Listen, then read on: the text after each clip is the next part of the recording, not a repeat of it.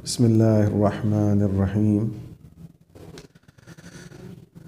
अल्लाहुम्मा सल्लि अला सय्यदिना व शफ़ीना व नबीना व हबीबिना अबिल क़ासिम मुहम्मद।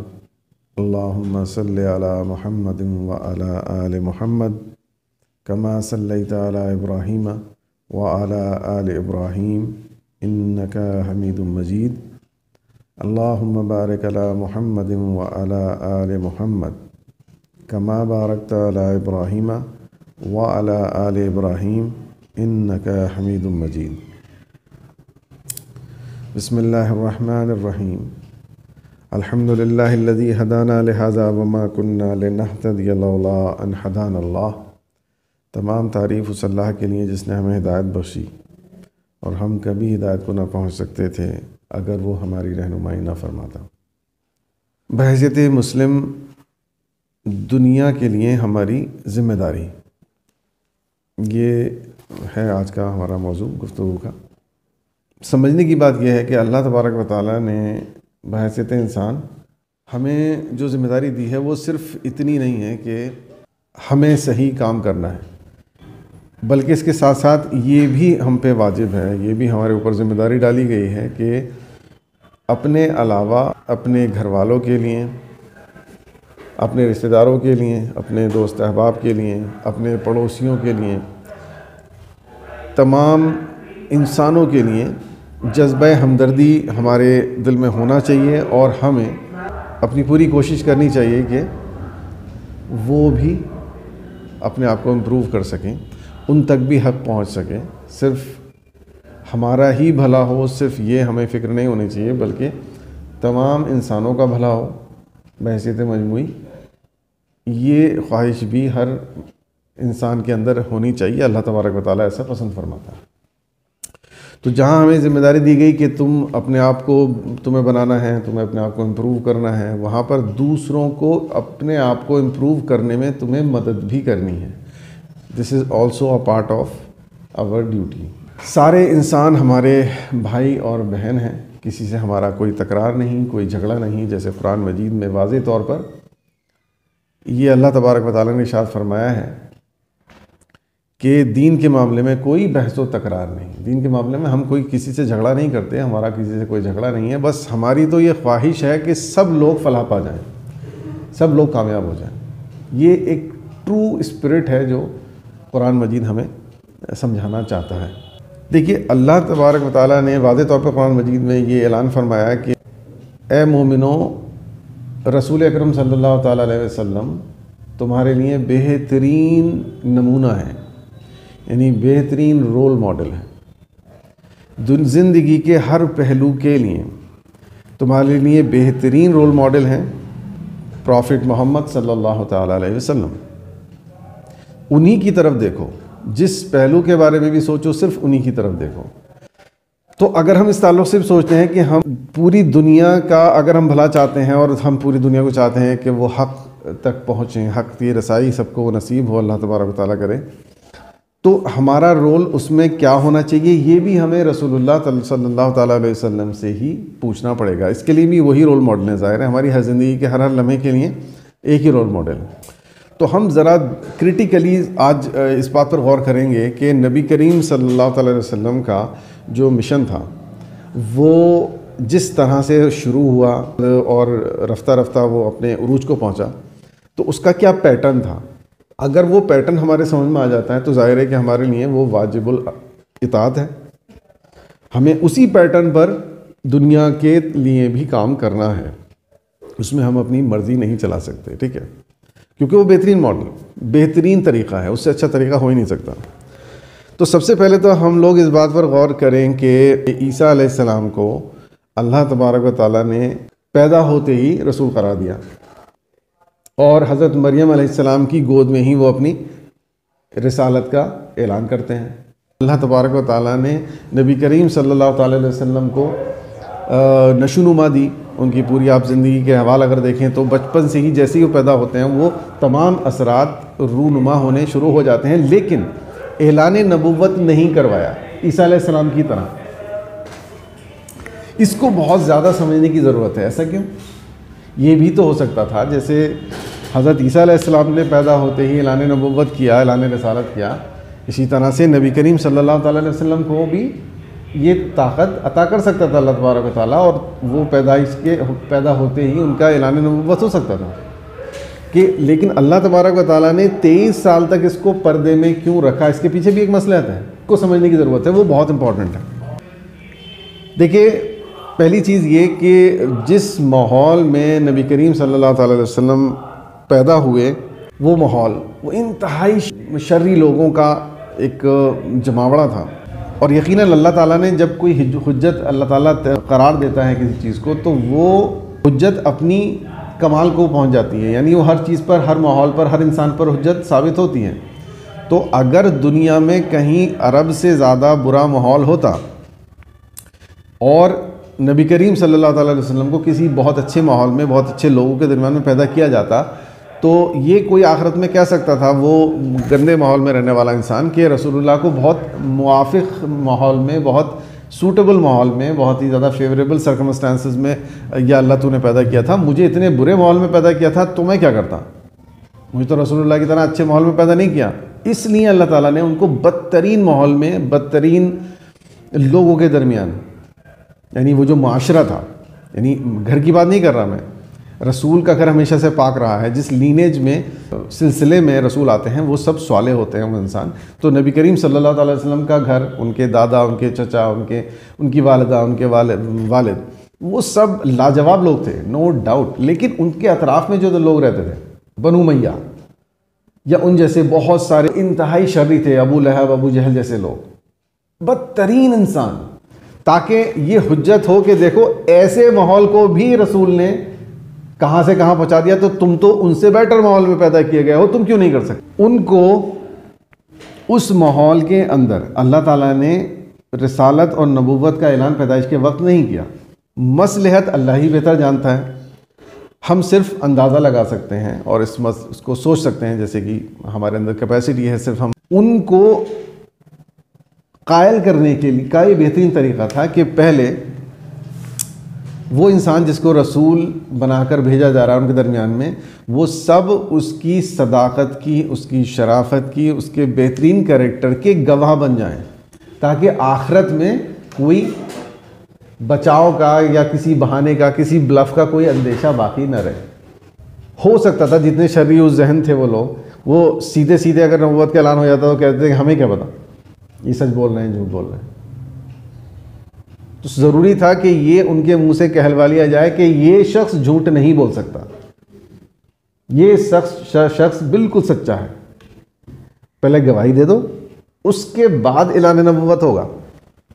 इसलिए नबी करीम सल्लल्लाहु अलैहि वसल्लम ने अपनी ज़िंदगी के 23 बेहतरीन साल उनके दरमियान गुजारे। बेहतरीन कैरेक्टर का, जितना बेहतरीन कैरेक्टर किसी इंसान का हो सकता था, उसका मुजाहरा नबी करीम सल्लल्लाहु अलैहि वसल्लम के ज़रिए हुआ, और उस कैरेक्टर को पूरे अरब ने माना, उसके लोहे को माना, सबने इकरार किया।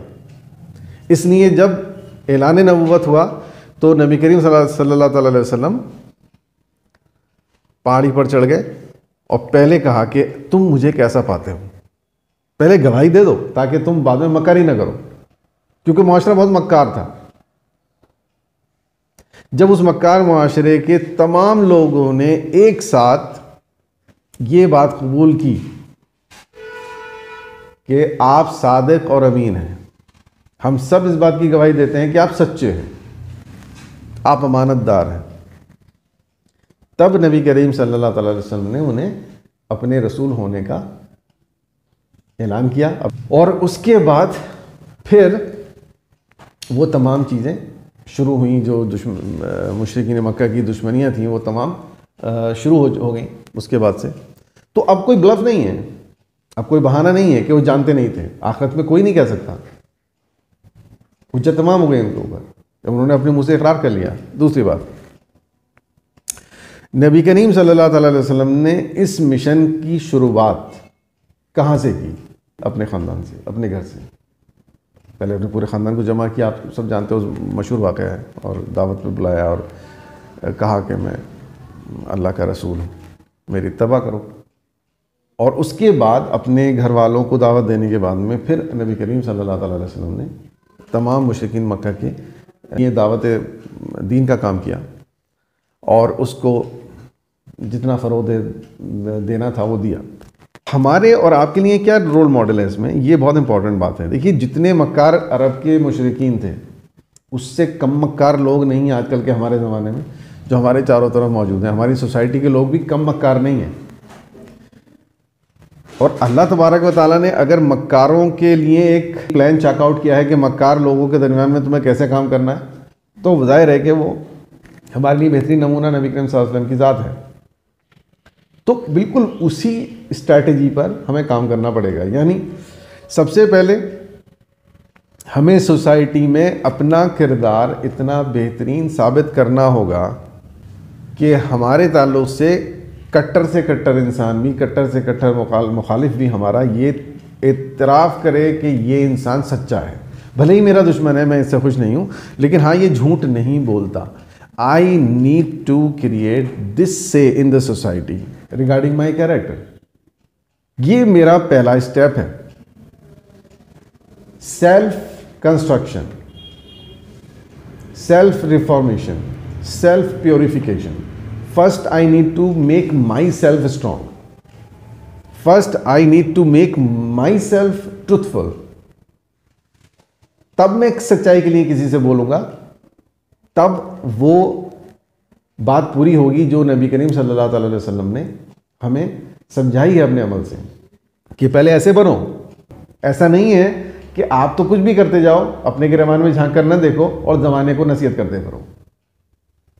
जितनी नसीहत आप दूसरे से कर रहे हो उससे ज़्यादा आपके कैरेक्टर में शो होना चाहिए।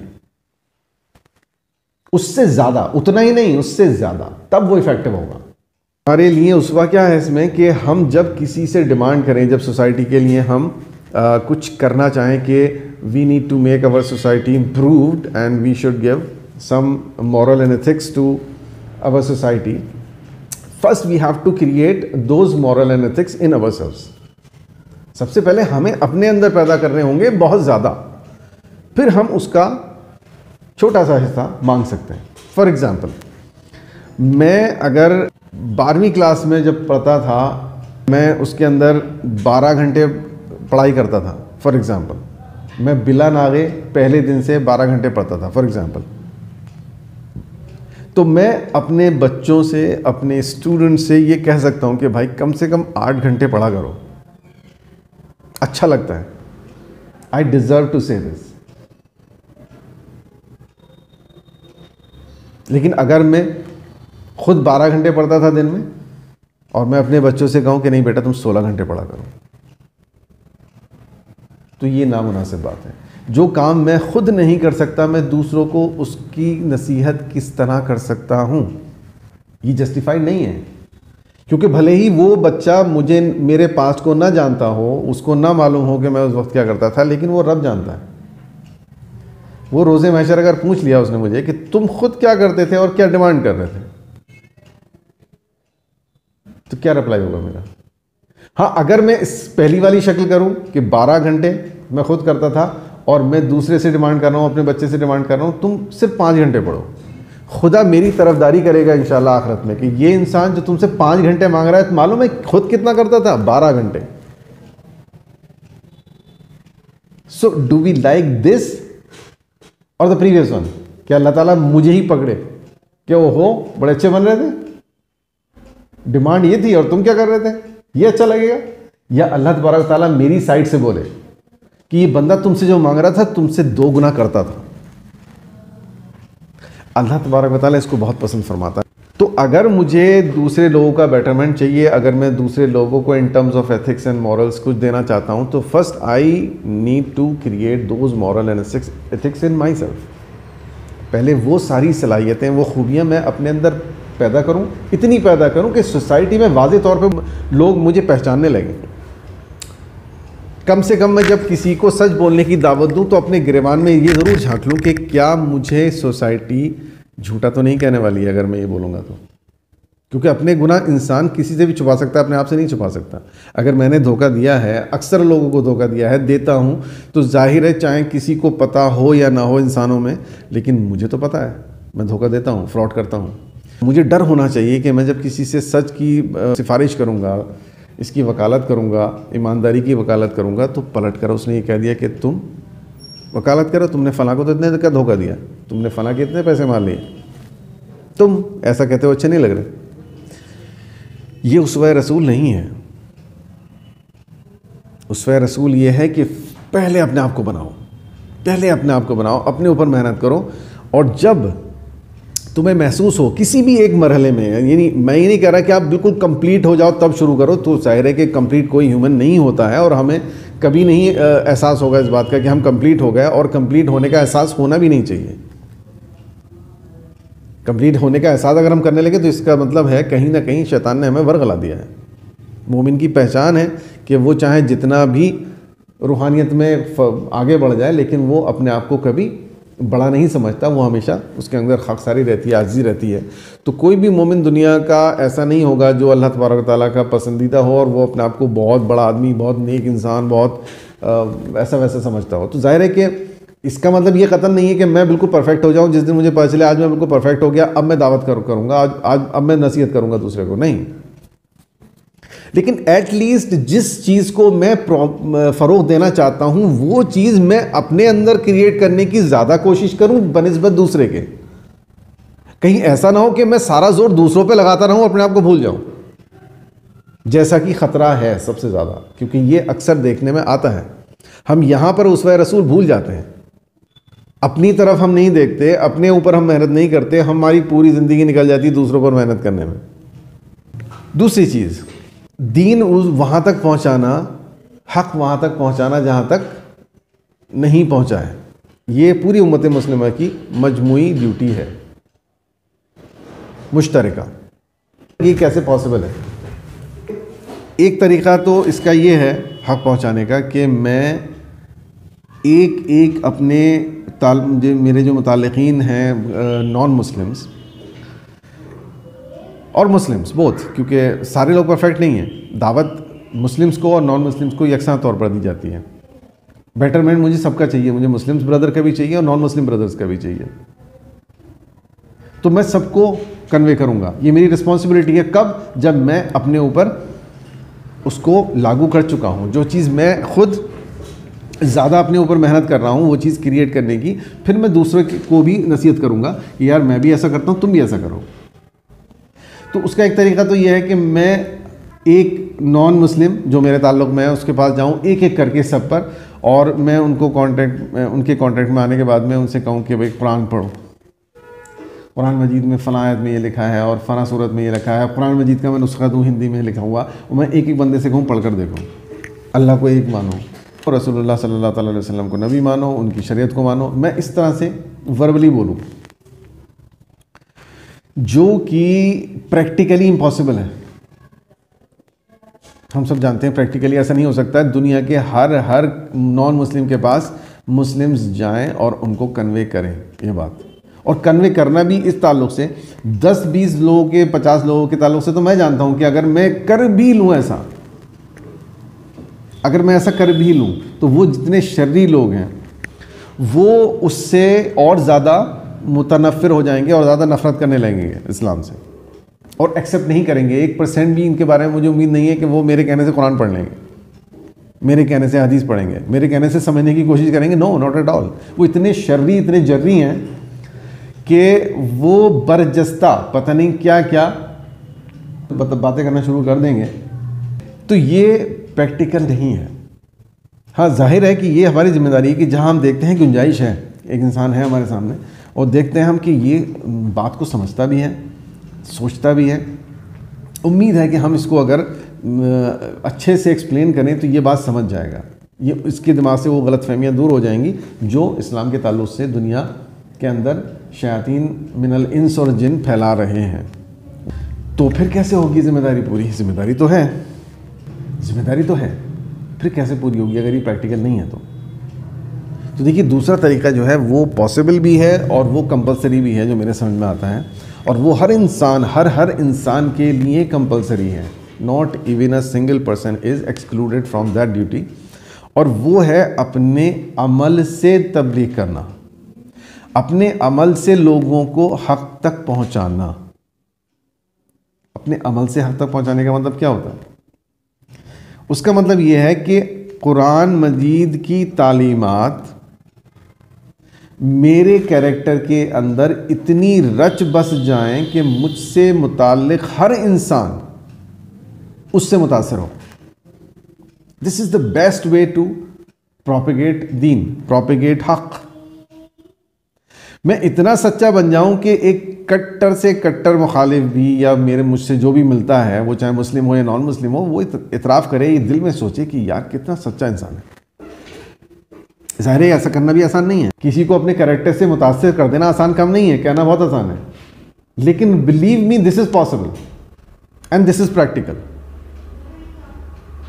अगर एक इंसान कंप्लीट मुस्लिम, कंप्लीट मोमिन बन जाता है, उसके अंदर ऑलमोस्ट सारी एट्रीब्यूट्स कम या ज़्यादा वो घटती बढ़ती रहती हैं, ये नहीं कह रहा है कि बिल्कुल परफेक्टली वो हर चीज़ को फॉलो करने वाला होगा, लेकिन जैसे मैंने कहा कि हर चीज़ की अक्सरियत होती है, हमारे अमाल की भी अक्सरियत होती है। मैं 10 बातें कहता हूँ, उसमें से 10 में से 10 सच्ची होती हैं, कभी कभार कोई एक झूठी निकल आती है, कभी मैं इतना एक्यूरेसी नहीं रख पाता अपने स्टेटमेंट में, और कभी कभी थोड़ा सा आगे पीछे भी हो जाता है, लेकिन मेजॉरिटी क्या होगी? Majority of the statements are 100% correct. तो उससे इंप्रेशन क्या होगा कि आदमी सच्चा है, वो दिखाई देगा, हर इंसान को दिखाई देगा। अगर मैं आजिज़ी है, मेरे अंदर इनकिसारी है, तो हर इंसान इससे मुतासिर हुए बिना नहीं रह सकता कि यार कितना डाउन टू अर्थ इंसान है।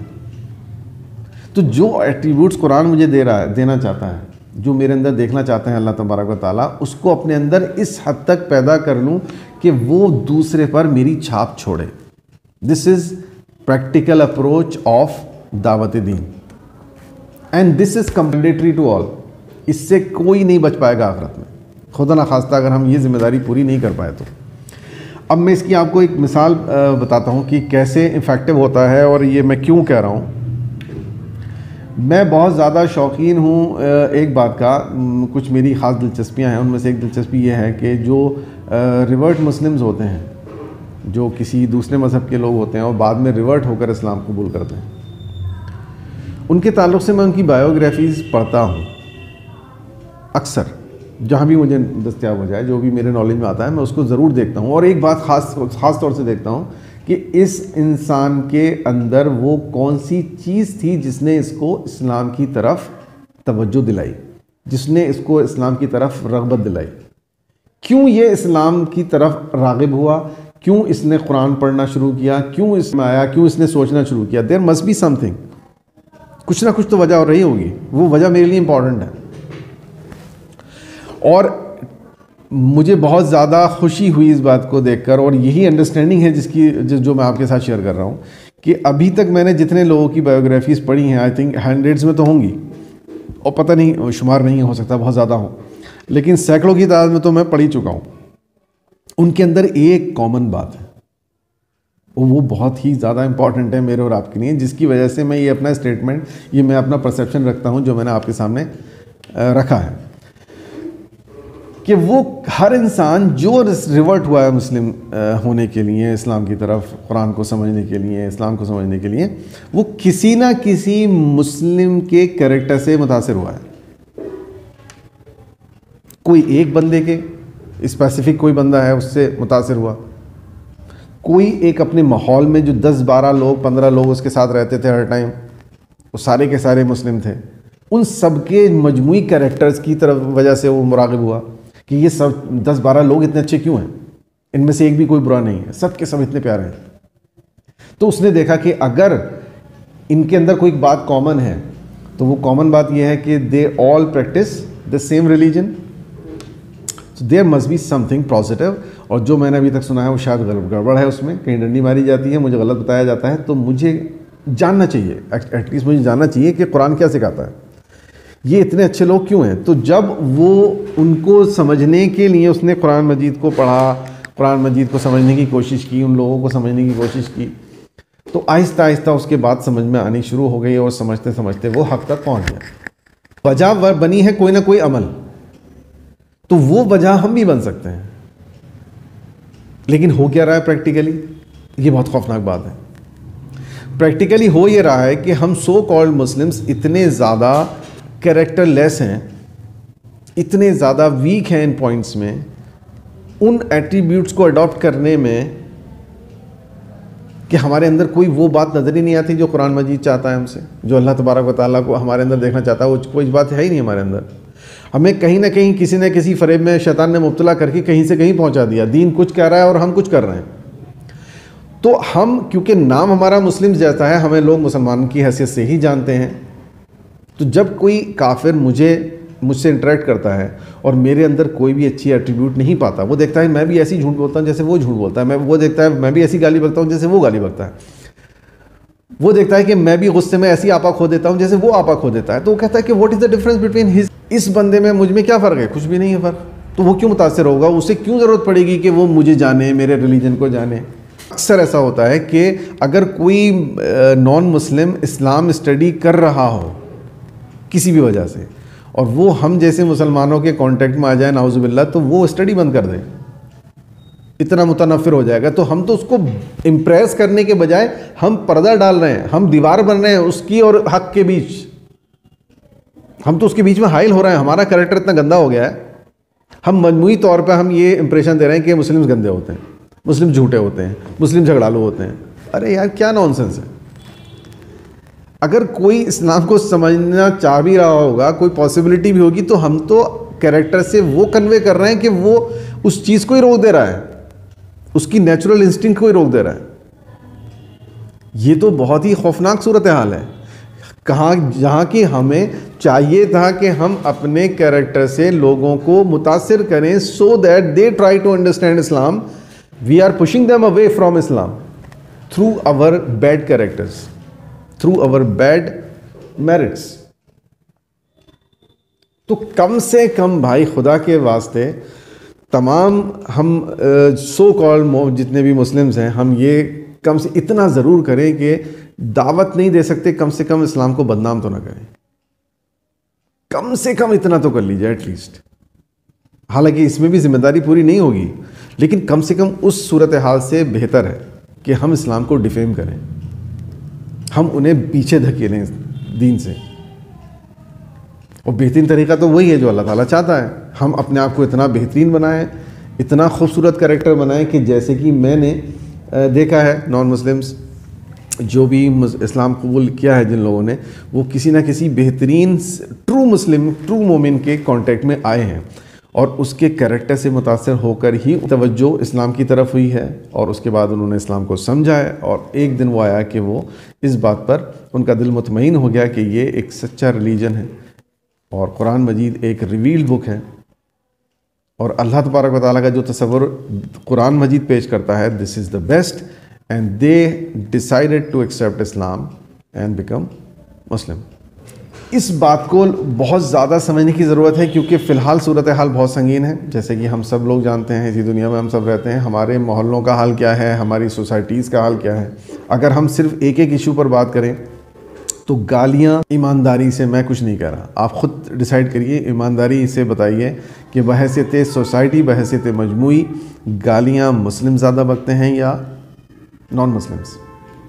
सफाई सुथराई का बज़ाहिर जो एक नीटनेस होती है गलियों की और चौराहों की, वो मुस्लिम्स आबादियों में क्या नॉन मुस्लिम्स आबादियों से ज़्यादा नज़र आती है, कम नज़र आती है? Decide yourself.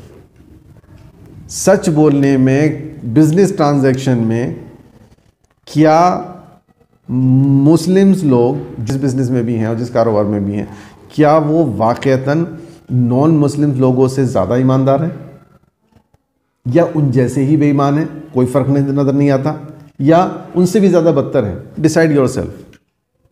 किसी भी एक मसले को लेकर हम उनसे बेटर तो नज़र नहीं आते बहैसियत मजमूई। और बहैसियत मजमूई मैं इसलिए कह रहा हूँ कि अगर 10% और 15% और 20% लोग बिल्कुल सही हों भी तो उससे सोसाइटी की जिम्मेदारी पूरी नहीं कर पाएंगे हम, वो नहीं पूरी होती। हमें बहैसियत मजमूई बेटर होना पड़ेगा। मैं ये भी नहीं कह रहा कि सोसाइटी में एक बंदा भी गलत नहीं होगा, ये तो पॉसिबल ही नहीं है। मुनाफिकीन नबी करीम सल्लल्लाहु ताला अलैहि वसल्लम के ज़माने में भी थे, आज भी हैं, आज ज़्यादा हैं, तब कम थे, लेकिन थे। 100% सोसाइटी कभी भी परफेक्ट नहीं होती है, लेकिन मेजॉरिटी का मतलब है कम से कम 80% तो लोग आ जाएं जो दिखाई दे कि हाँ भाई ये सोसाइटी। मुस्लिम मोहल्लों में जाओ तो गाली तो सुनाई नहीं देती। क्या ऐसा इंप्रेशन दे रहे हैं हम लोग? सीरियसली कैसे मुतासिर करेंगे हम? मजमूई तौर का मतलब यह है कि जब एक कपड़ा पूरा ग्रीन हो, उसके ऊपर थोड़ी थोड़ी छींटें हों, लाल डॉट्स दे रखी हों पूरे कपड़े पर, और उस कपड़े का आपसे कोई कलर पूछता, आप कहेंगे ग्रीन। छोटी छोटी डॉट थी पीली, लेकिन था ग्रीन, तो कलर क्या हुआ? ग्रीन। इसी तरह से सोसाइटी का एक कलर तो होना चाहिए ना, सच्चाई का कलर। उस पर छोटे छोटे डॉट्स हो सकते हैं झूठों के भी, बुरे लोगों के भी, दूर दूर, जैसे उस कपड़े पर थे, लेकिन मजमूई कलर उसका सच्चा हो, मजमूई कलर उसका खूबसूरत हो, तब हम कहेंगे कि मुस्लिम सोसाइटी। हम कहते रहते हैं दिन रात मुस्लिम सोसाइटी, मुस्लिम सोसाइटी, मुस्लिम सोसाइटी। कहाँ है मुस्लिम सोसाइटी भाई? कहाँ एग्जिस्ट करती है? मुझे भी दिखाइए।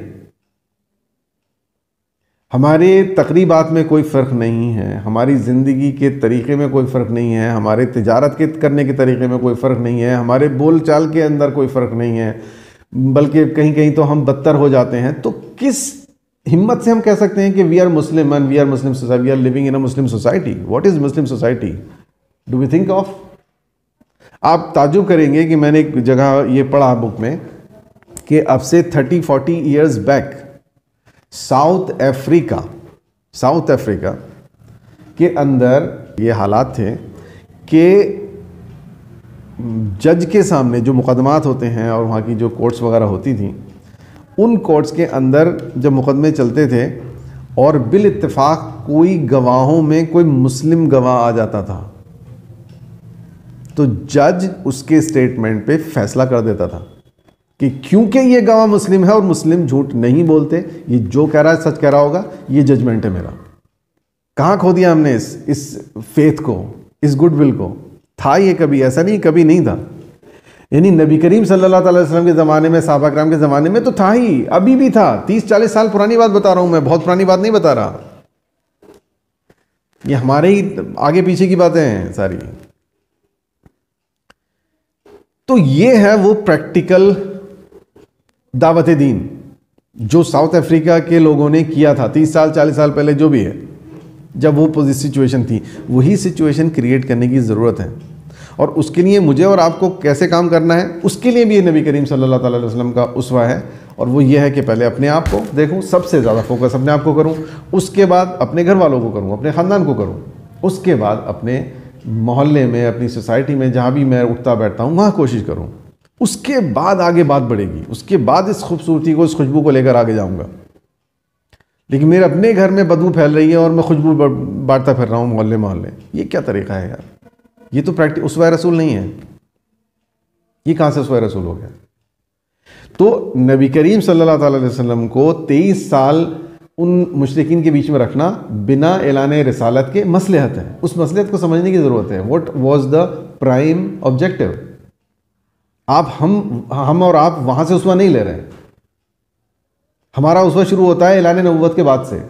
नहीं भाई, बचपन से लेना है, वो 23 साल से लेना है कि क्या होता है एक दाई का सही कैरेक्टर, क्या स्टेजेस होती हैं काम करने की। आज हमारा हाल ये है कि हम किसी को दावत दीन देते हैं, वर्बली चाहे देते हैं, हालांकि वो सही तरीका भी नहीं है बिल्कुल परफेक्टली, कि बस मैं मुस्लिम्स को समझाऊं और नॉन मुस्लिम से मेरा कोई लेना देना ना हो, और वो भी समझाऊं तो फिर इस तरीके से समझाऊं कि मेरी बुराई जहाँ पर पता हो लोगों को, वहाँ तो मैं दावत दीन ना करूँ, दूसरी जगह जाके दूँ ताकि वो मेरी बुराई नहीं पता हो उन्हें। ये तो उसवा रसूल नहीं है। उसवा रसूल तो कुछ और ही है। रसूलुल्लाह ने तो बिल्कुल अब उसी सोसाइटी से शुरू किया है मिशन। वो नहीं गए थे कहीं भी, उन्होंने अपने घर से, अपने सहन से स्टार्ट किया था। I should also initiate from the same point. This is the उसवा रसूल। यहां क्यों दावत देने से डर रहा हूं? क्योंकि मेरी बुराइयां पता है लोगों को। What nonsense. तो क्या उसवा सीखा है अपने अल्लाह से, अल्लाह के रसूल से? उसवे रसूल तो यही है इस सोसाइटी के अंदर, पहले अपने आप को सच्चा कहलवा दूँ, इतना अच्छा काम करूँ अपने ऊपर। आमतौर से लोग कहने लगे यार उस शख्स ने कहा तो सच को कहा होगा, अरे वो बहुत ईमानदार आदमी है, अगर वो बेईमानी को बुरा कहता है और मैं तो सही देता है, वो खुद कितना ईमानदार है। पहले कहलवाऊँ तो सही, ये पहला स्टेप है। पहला स्टेप गायब है मेरी लाइफ में, है ही नहीं कहीं, उस ज़माने भर का ठेका लिए फिर रहा हूँ मैं। दिस इज़ नॉट उसवे रसूल from my point of view. और जैसे कि हम सब एक्सेप्ट करते हैं, हर इंसान अपना नज़रिया रखने के लिए आज़ाद है, मैं भी आज़ाद हूँ, कोई ज़बरदस्ती मुझसे नहीं मनवा सकता। मेरा ये स्ट्रॉन्ग पॉइंट है। This is the right way to propagate Islam. This तो हम लोगों के आज का इस पूरे हमारे डिस्कशन का जो समरी है और जो मैसेज है, जो ये कन्वे हम करना चाहते हैं, अल्लाह तबारक व तआला से दुआ है कि वो हमें इसमें कामयाब फरमाए कि हम सबसे ज़्यादा अपने अमल को बेहतर बनाने की कोशिश करें। ये हमारी ज़िम्मेदारी है, फ़रार नहीं अख्तियार कर सकते। आखिरत में पकड़े जाएंगे 100% कि हमने अपने अतराफ़ में क्या रिप्रेजेंट किया अपने कैरेक्टर से। प्रैक्टिकली अपने कैरेक्टर से मुतासिर करना ये हम सबकी ज़िम्मेदारी है। मरने से पहले पहले हम अपने कैरेक्टर को उस लेवल पर ले जाएं जहां पर इस कैरेक्टर की खुशबू हमारे अतराफ़ में लोग महसूस करें, बिला तफरीक़ व मज़हब व नस्ल। अस्सलामु अलैकुम व रहमतुल्लाहि जमीअन व बरकातुहू।